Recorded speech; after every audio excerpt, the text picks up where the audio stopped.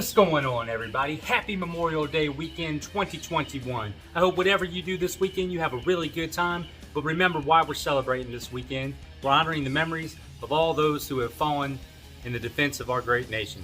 So please, whatever you do, have a good time, be safe, but remember what the weekend is all about. That being said, one of the things that I like to do on this channel is mostly, dad stuff. And what's more dad and all-American than smoking barbecue, right? So this weekend, I'm gonna smoke a brisket. I just got back from the butcher. I got a 13-pound whole packer brisket, a USDA choice grade.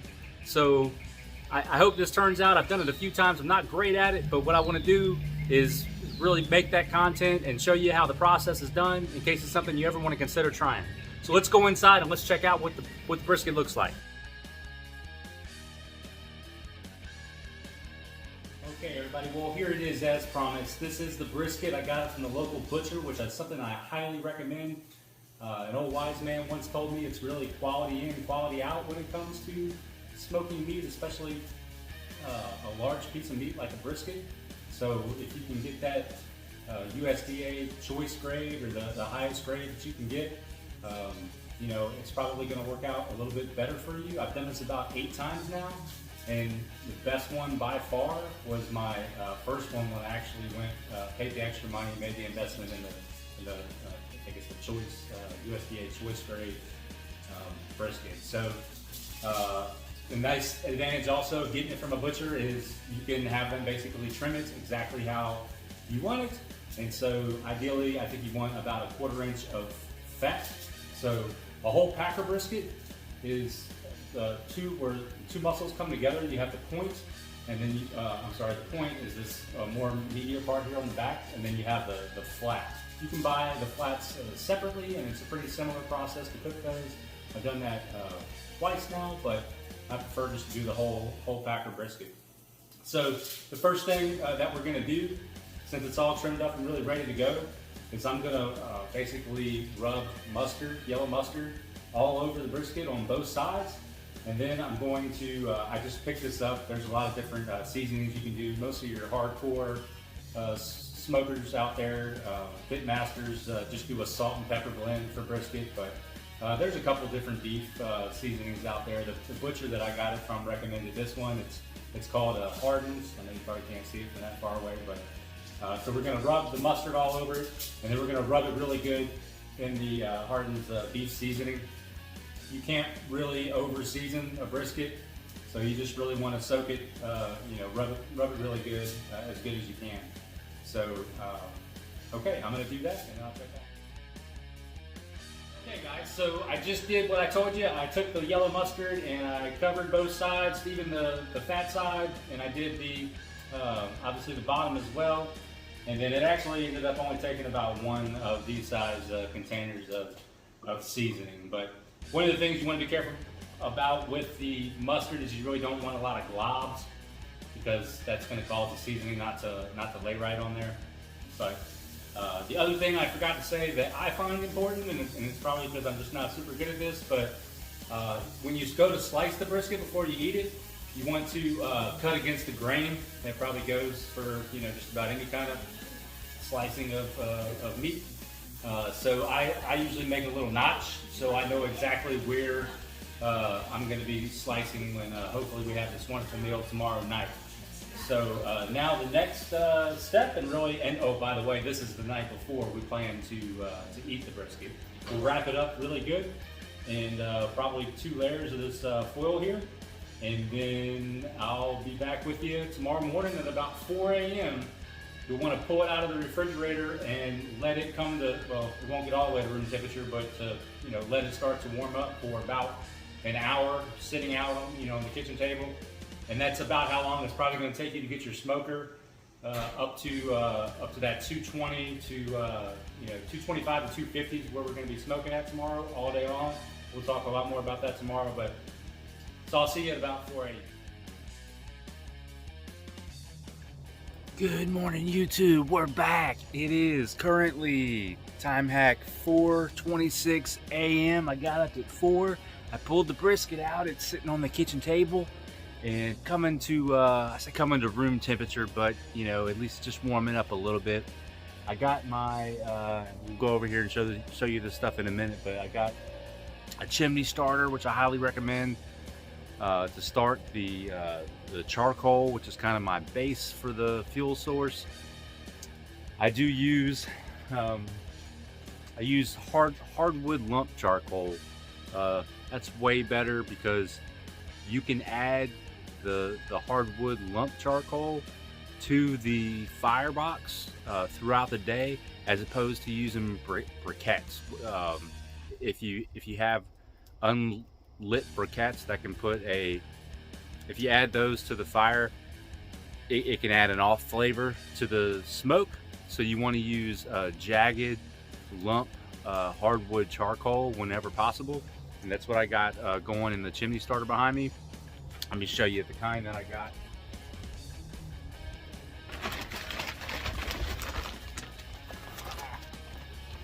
This is it. It's it right here. So this is what I've used pretty much every time, and I really like this.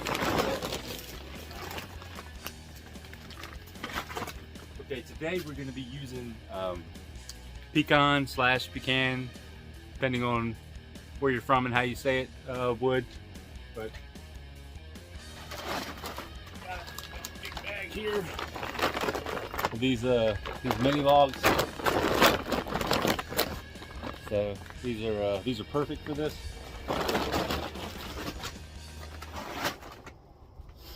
And I should tell you, this is a Oklahoma Joe.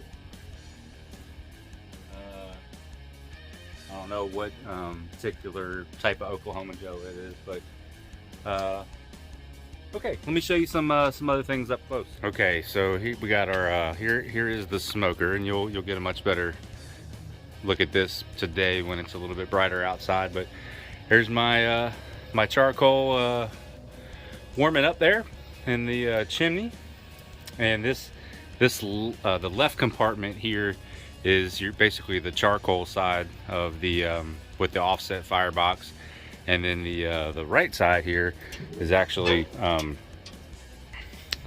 know, propane or whatever. That's what I use most of the time when I'm just, you know, grilling steaks for the family and stuff like that. Then you have your little chimney thingamabobber there to open. Okay, so some other things I wanted to point out today. This video is not sponsored by Bang, but I don't think I could be awake right now without it. I am going to put a water pan filled with about 3 inches of water down inside the main area here. That'll help keep the meat a little bit moist. And then I'm going to be mopping today with some apple juice, probably about every hour or so. I try not to get I try not to look any more than every hour. I do have a Weber style temperature gauge with 2 prongs, and one of these has, I got a little clip from Amazon to help me make sure I'm keeping that consistent temperature between 225 and 250, and then one probe I put into the meat. I did buy some these gloves that you could, like, you know, reach right in the fire with. So that's basically our setup. We're just past we're right at 4:30. So as soon as the coals start to settle down, I'll go ahead and close it all up and try to get everything to temperature, and then hopefully no later than 5 a.m. we'll be ready to rock and roll with this thing, because it's going to cook all day. The theme of the day is low and slow for about 13 hours.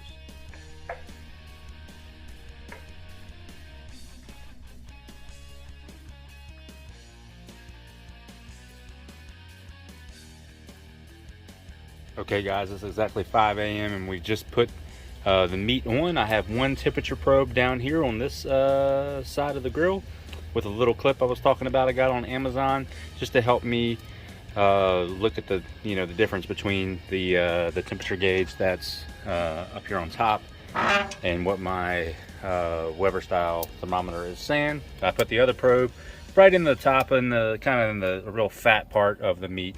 Okay, let's go ahead and I did just mop it with some apple juice as well.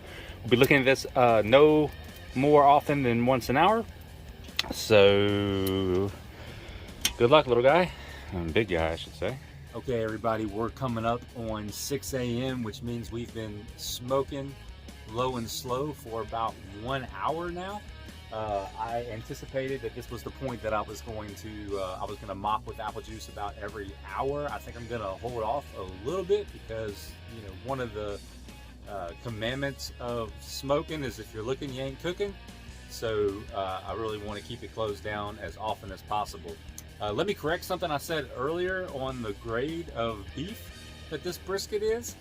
This is actually a USDA Prime, not Choice. You have Select, Choice, and Prime, and this is Prime. And I'll just go ahead and tell you that a whole packer brisket on average, depending on the weight obviously, this particular one was $104. So it's quite the investment, but like I said before, quality in, quality out. So I'm super excited. I say super excited a lot for some reason, but I am to see how this is going to turn out, especially since I'm doing this for the girlfriend and the kids this Memorial Day weekend 2021. So that being said, I just wanted to take a minute to talk about the overall strategy. So like I said, low and slow. We want to keep the smoker between 225 and 250 degrees. And right now we're at 242, where I have that one probe inside, and then the temperature gauge up here on top of the smoker is at 250. So that kind of gives me a good idea of where I am with the temperature range. And really, that's it. You're going to maintain that 225 to 250 all day long. And the better you are at what I call fire management, the probably longer periods of time that you can walk away from the smoker. It's all about how much fuel you actually have in your firebox and how much airflow. So I have my vent on top of the smokestack here, open, about a quarter of the way, I guess. And then there's a vent on the side of the firebox that's open all the way right now. That's part of the reason I don't want to open anything up, because generally once you do, that kind of throws everything off, and it takes a little while to get set back in. So the meat right now is at 102 degrees on the way to 203.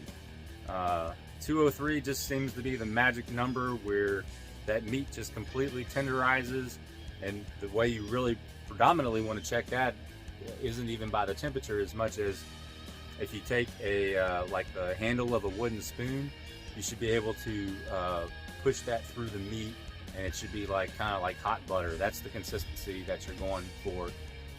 Some real experienced hardcore pit masters, they actually don't even care as much about the temperature as being able to pick up the brisket and kind of, it should be like almost like jello, right? Like just super kind of wiggly and jiggly and stuff like that.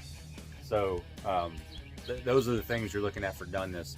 So as far as the path today, one thing that's gonna happen, it happens every single time, is that meat's just gonna keep on climbing and climbing. We started at 44 degrees an hour ago. It's already at 102, and it's just gonna keep going up until, I don't know, somewhere in the 150s, 160s, it's gonna stall. A lot of folks call it the Texas stall. And you can ride it out, you can just wait. Or at that point, you can choose to wrap the brisket up and put it back on the smoker, and that helps the meat break through the stall. It's almost like the meat starts to sweat almost a little bit, and that just helps it come through. So we will be wrapping today when we get to the stall. I'm thinking maybe about 165 degrees on the meat. The other thing that's important to note is if you do choose to wrap it, I think the first time I did it in aluminum foil, Some folks say don't do aluminum foil because that can give it a like a pot roasty kind of consistency. So they say get unlined butcher paper. Now I made a mistake with that the first time. I went to the grocery store and I got butcher paper, but it was the kind of butcher paper for, you know, like putting deer meat in the freezer or something like that. I actually found the correct type of butcher paper at Academy Sports.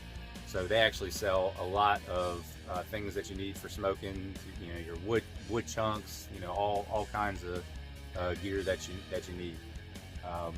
So that's really what we're gonna do. We're gonna try not to stare at this thing too much today, but we really just want to make sure that we have it dialed in. We're up to 104 on the meat right now, and 240 in the smoker. So I don't want to say it out loud, but things are going pretty well so far.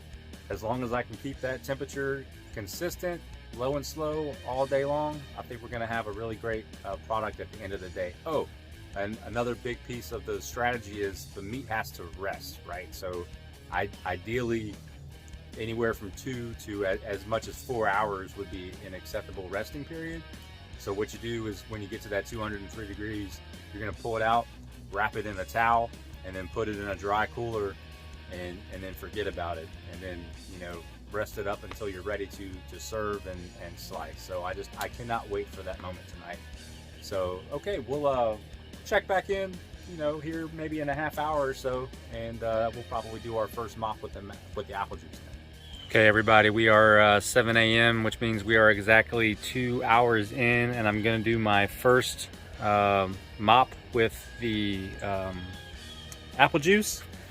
Right now the probe that's in the meat was at 147, and the probe that is in the on the bottom part of the grill down here was at 233. All right, so let's see how things are going in here. Okay. Yeah, I like it. Okay, I'm gonna go ahead and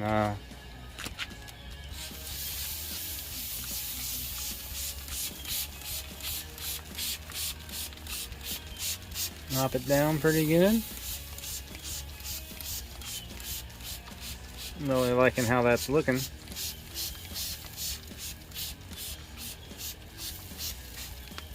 Okay, and you can see where I have the probe in the meat there. And okay, doing good.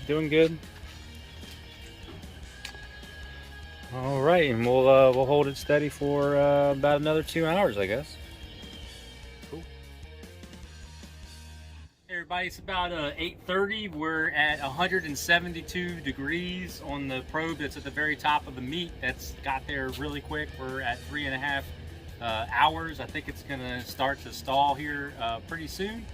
And but I did want to tell you two quick things while I was thinking about it. One, this book here called Project Smoke, and you can see the name of the author there. It's Stephen Rachlin, I think is how you pronounce that. I got this on Amazon a couple years ago. It's a really good book, so I'm just throwing that out there if you're interested in learning a lot more about this. The other thing was just kind of cool.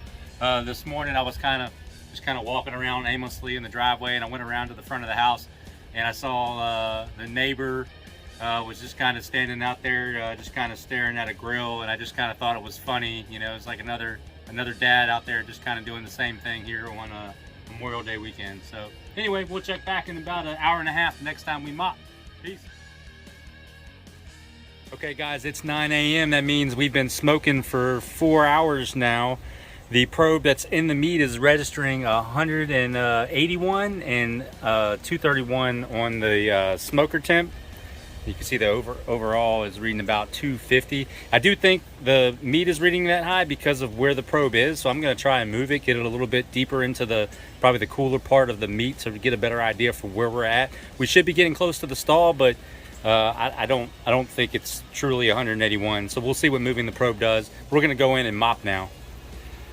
All right, so I'm not even sure if you can really see the meat, but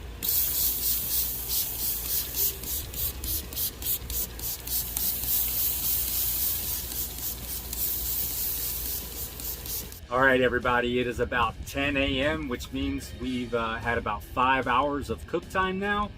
When I did the 9 a.m. mopping with the apple juice, I did move that top probe that was in the meat because the temperature was showing up in the 180s, and it did come down to something more realistic in the 160s.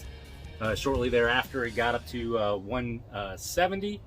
And it has been sitting at 170 for a straight hour now. So I'm very confident that we've reached the stall. We're gonna go ahead and wrap up in this butcher paper that I talked about earlier. You wanna double wrap, and I'm gonna show you how I do that in just a second. This is the part where you can choose to do aluminum foil or butcher paper. And again, you know, I didn't have a super big problem when I did the aluminum foil, but some of the, you know, really good smokers out there talk about that gives it a pot roasty consistency, so I just went ahead and got the butcher paper.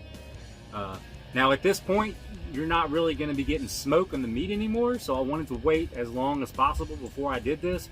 And you don't have to try and break the stall by wrapping, you can just ride it out, but we really like to have this for dinner tonight, so if anything kind of speeds up the process, we're probably going to go ahead and do that.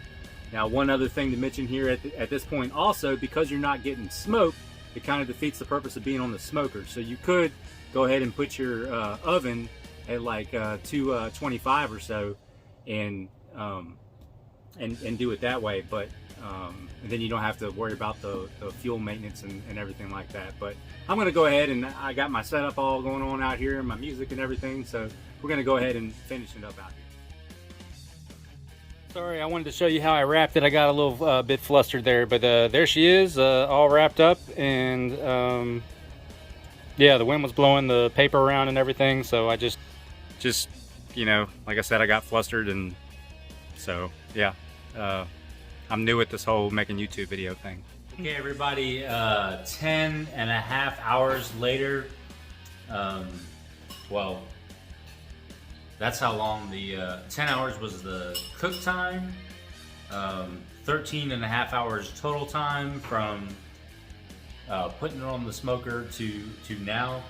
And we're gonna go ahead and slice it.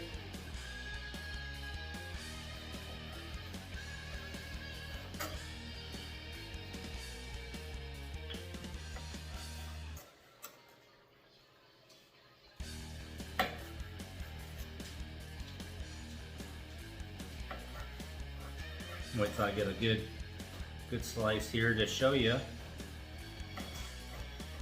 Oh, I'm enjoying this, guys. This is I can see from how the slices look. Yeah, we done this one good. Okay, we'll show you this one right here. The first thing you like to do is maybe put it on one finger and kind of hold it, and it's just hanging over right there. That's what it should do. And then the second kind of right up front test is to be able to kind of pull it apart, and it should just pull right apart. Let's see what happens. Oh yeah, it's like I wanted to say xylophone, but that's not the right word. But it pulls right apart. Oh yeah. Yes. That's pretty good. Well, let's see what everybody else thinks about it. Oof, oof. Yum, yum. Oof, oof. Yum, yum. Oof, oof. Yum, yum. Oof, oof. Oof, oof. Oof. Amanda, look how cute he is. He's very cute. He has a black eye. Ooh, oof. Ooh, ooh. Savannah. Savannah! Me, baby. Woof, woof, woof, woof, rub, rub, rub, rub, rub, rub, rub, rub. Yum, yum, yum. Daddy, the puppy's singing it yummy to him. The puppy thinks it's yummy. Because I'm not going to keep it absolutely simple. Starting to fall But apart he- right What? here. Daddy, you have to be careful with that. Daddy almost hit me. We're going to do a testing video. Don't eat yet. We're doing a testing video. Wasn't The it? thin ones too.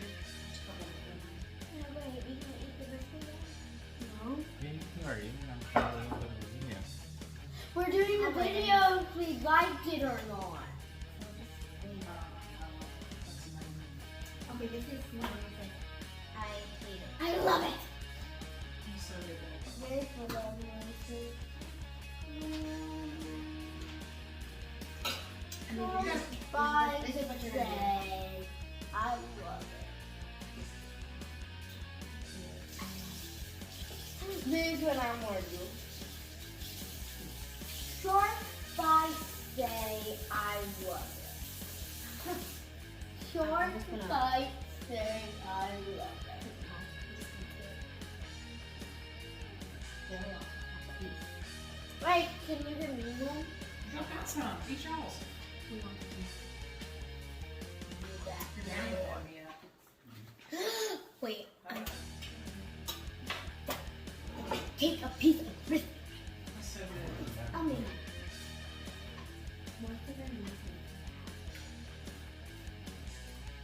Did you not know 99% of the ocean is not in the floor? It's the chest muscle of the cow. This part of the cow. Chest. That's what the brisket is? I'm not seeing. I'm still outside. Oh, now I'm seeing. Now I am stealing. Ah! I don't like that taste.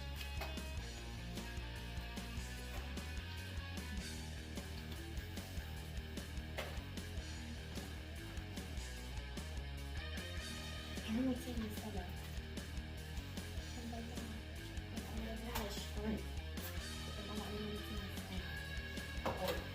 I'm getting ready. I'm getting ready to eat.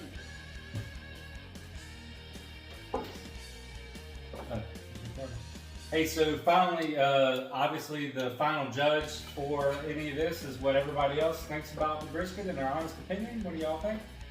Amazing. I love it. So good. The best brisket I've ever had.